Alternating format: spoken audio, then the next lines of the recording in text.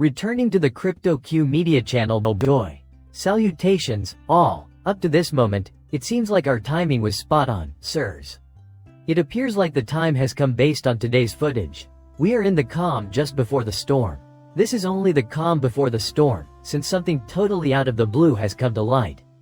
First things first, when the Algorand wallet launches, it will ostensibly have more MiCo regulation, and an extra 300 million USDT minutes will add wall scars that nobody knows about. Hence, more deities will be printed. Oh, I perceive. Is a huge pump on the horizon for us? Do you think it's possible? If only there was a way. Indeed, it is. This happens at the same time, too, dudes. The SEC has responded to Ripple's letter on the Terraform Labs consent judgment. It seems like this is so big, you all. Oh, I perceive. I perused a portion of it as a result.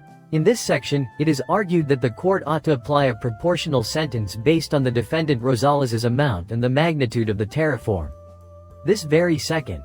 It makes no difference to me because the focus has always been on the Federal Reserve. It makes no difference. The case will conclude when the Federal Reserve lowers interest rates. Observe what is about to happen. It will conclude soon, won't it? So the reasoning goes, down here.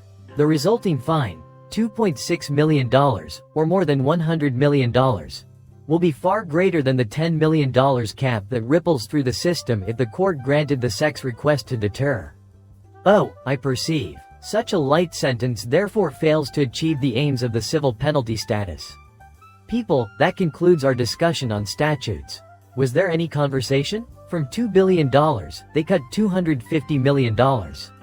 A resolution appears to be imminent. Would I be right? On the other hand, is $100 million the absolute minimum? Last but not least, to finally feel adequate? The intriguing aspect is that attorney Jeremy was the one who sat down and brought up the subject of $100 million. Would I be right? This is really absurd, you all, because Terraform Labs is in a completely different league, you know?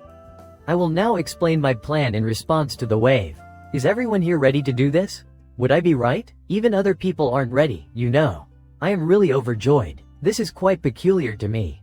The Federal Reserve has hinted that interest rate cuts are in the works for the near future.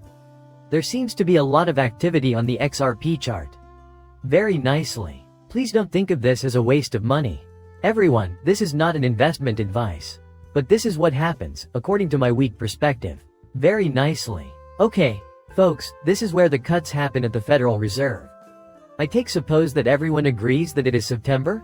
I expect the Federal Reserve will cut interest rates, whatever they call it, during the upcoming recess at the beginning of the next quarter. In no world, the Federal Reserve's rate cut is likely to occur at the same time as the case's outcome. Nevertheless, I seriously doubt it will be September before it's done, will it? Hence, July represents the viewpoint of a portion, doesn't it? I am contemplating August as a possible emergency rate cut because something broke recently. But right now, everything is happening at the same time. Would I be right? The calm before the storm, then, isn't it? It brings me immense joy. Well, I'm quite excited. This matter needs to be settled. Not to mention the XRP pumpers. What makes it even funnier is that this is setting the stage for the next season. Unfamiliar and puzzling, don't you think? This is a great time to buy XRP because it's so inexpensive. Take a look at this. In fact, Brad Garlinghouse has come clean about it. What baffles me is the unusual predicament that XRP is in. It may be said that the market has somewhat rewarded that subsequent novel. That XRP is right now in a good spot, but nobody is paying attention to it. Curious about Brad Garland's whereabouts at his house? Your bots are causing the price of XRP to drop, that's why. Therefore, I can easily comprehend when the regulars approve of the purchase bots. The interplay between all of the parts is hilarious to me. My goodness. An update has been made to the release dates of the Spot Ether ETF, moving them to July 2nd. The three gatherings, dudes, make up political life. Bitcoin bullishness will start at the same time as the Ripple case is about to end. Further, the change of seasons is like the quiet before the storm. It's almost here. After hearing the opinions of staff sense issuers on S1s today, we have arrived at this preliminary estimate, so there you have it.